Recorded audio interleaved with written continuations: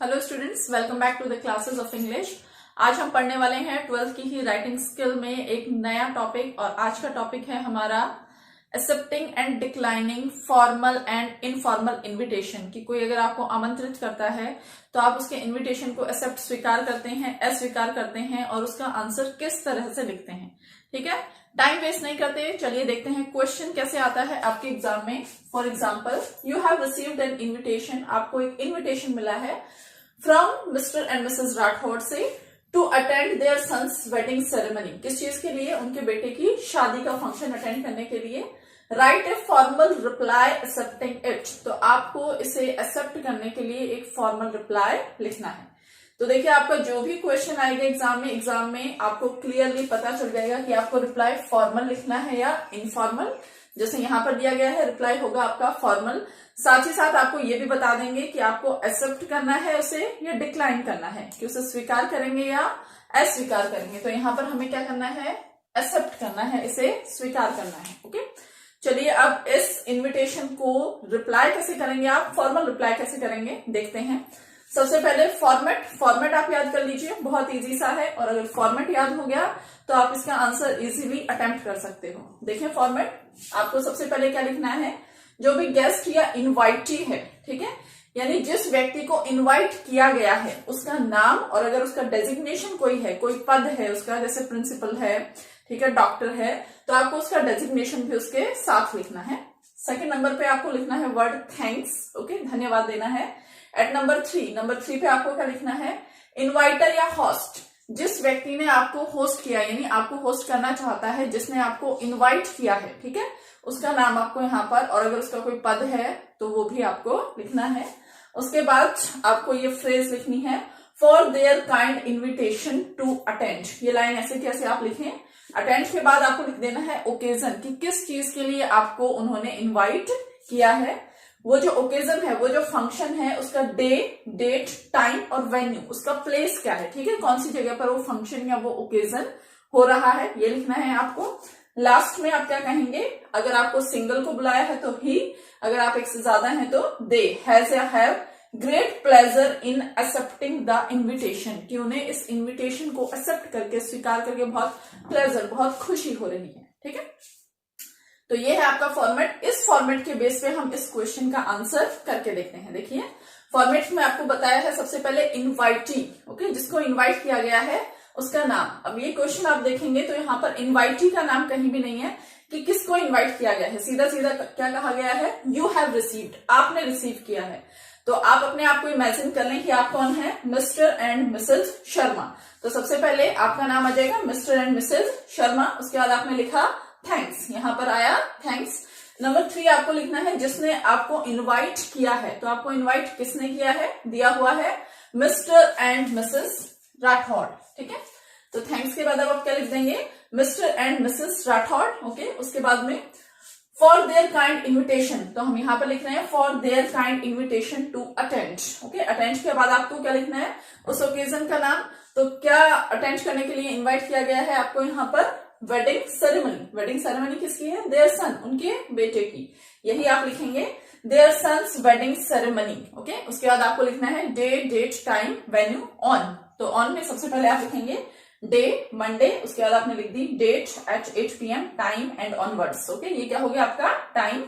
Eight hotel the park, और ये आपने लिख दिया है जगह का नाम, वेन्यू की कौन सी जगह पर वो वेडिंग सेरेमनी हो रही है। ठीक है, यहां तक पूरी डिटेल्स आ गई।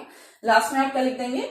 दे हैव, चूंकि यहाँ पर 2 व्यक्ति हैं, आप क्या लिख देंगे? They have great pleasure in accepting the invitation, उन्हें इस इन्विटेशन को एक्सेप्ट करके बहुत खुशी हो रही है। ठीक है, तो इस तरह से जब आप इन्विटेशन लिखते हैं तो कुछ बातों का आप ध्यान रखें कि ये जो फॉर्मल इन्विटेशन है, आपकी लैंग्वेज फॉर्मल ही हो, आप बहुत ज्यादा इनफॉर्मल होने की कोशिश ना करें। आप आई का, यू का, इस तरह के जो प्रोनाउंस हैं उनका यूज ना करें। आपको ये जो है आंसर, आपको हमेशा थर्ड पर्सन में ही, शी और दे का यूज करते हुए लिखना है। तो देखिए, ये तो था कि अगर आपको फॉर्मल इन्विटेशन दिया जाए तो आप उसे एक्सेप्ट कैसे करेंगे।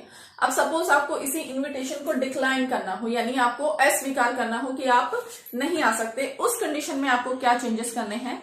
क्वेश्चन में आपके क्या आएगा? अगर डिक्लाइन आता है कि आपको फॉर्मल इन्विटेशन को डिक्लाइन करना है, तो आपको क्या करना है, ऊपर वाले पॉइंट्स आपके सेम रह जाएंगे, वही चीजें आपको फॉलो करनी है। सबसे पहले गेस्ट का नेम लिखना है, उसके बाद थैंक्स जिसने आपको इनवाइट किया है उसका नाम, ओके, ये वाली फ्रेज, उसके बाद डे, डेट, टाइम, वेन्यू सभी सेम है।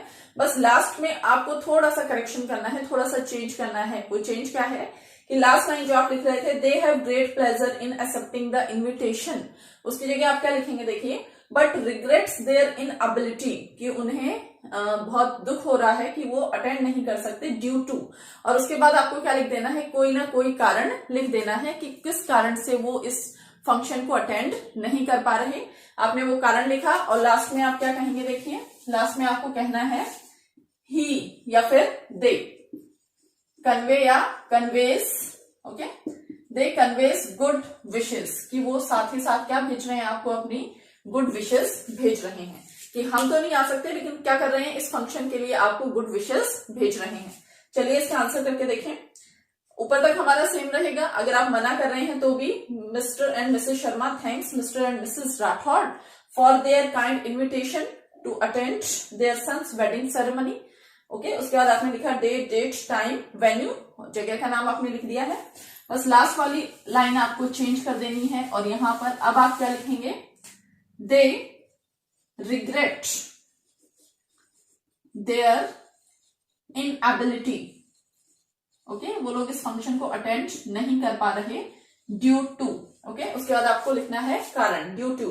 सपोज आपने कहा प्रीवियस एंगेजमेंट्स, कि आप पहले से किसी चीज में इंगेज हैं, यानी आपको पहले से कोई और काम बहुत सारे हैं जो कि आपको करने हैं और आप उन कामों को अवॉइड नहीं कर सकते।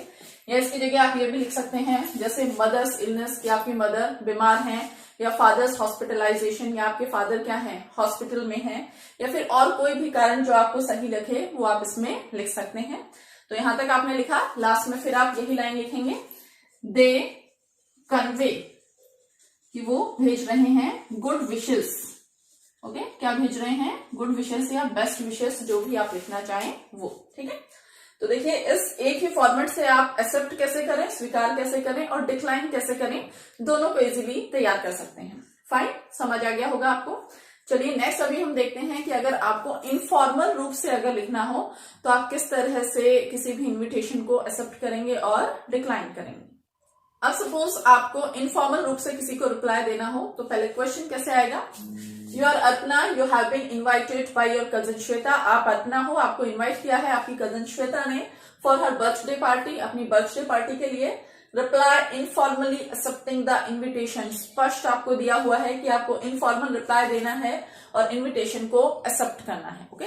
तो जब भी आप इनफॉर्मल रिप्लाई दें तो आप याद रखें कि इनफॉर्मल रिप्लाई हमेशा लेटर की फॉर्म में, इनफॉर्मल लेटर की फॉर्म में लिखा जाता है। इसका फॉर्मेट वही रहेगा आपका इनफॉर्मल लेटर का।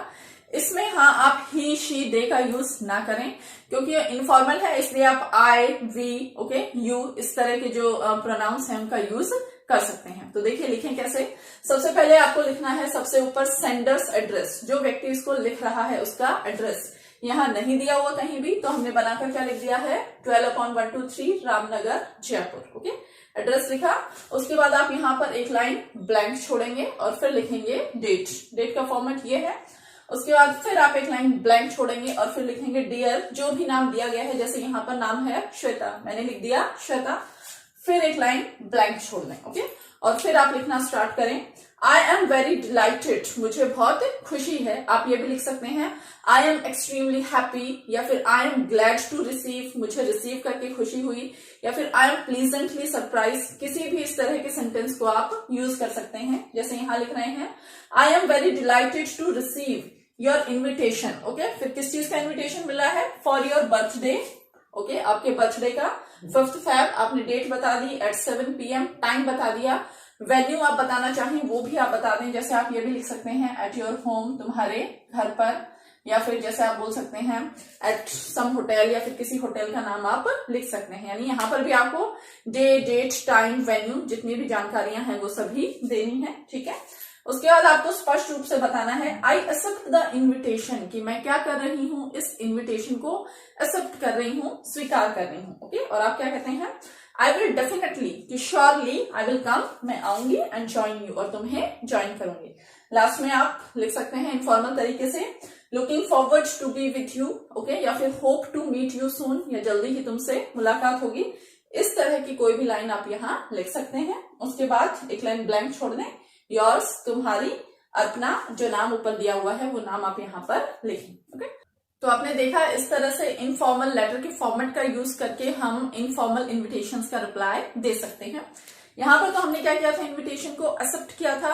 अब क्वेश्चन आ जाए कि आपको क्या करना है, इस इन्विटेशन को डिक्लाइन करना है, मना करना है, ओके, या फिर आप क्या है, इस फंक्शन को अटेंड करने में अनेबल हैं, ठीक है, जो भी कहा जाए, जिस तरह से भी क्वेश्चन पूछा जाए तो रिप्लाई देने में आपकी चीजें लगभग सेम रहेंगी। जैसे यहाँ पर I am very delighted to receive your invitation for your birthday on 5th Feb at 7 PM at your home.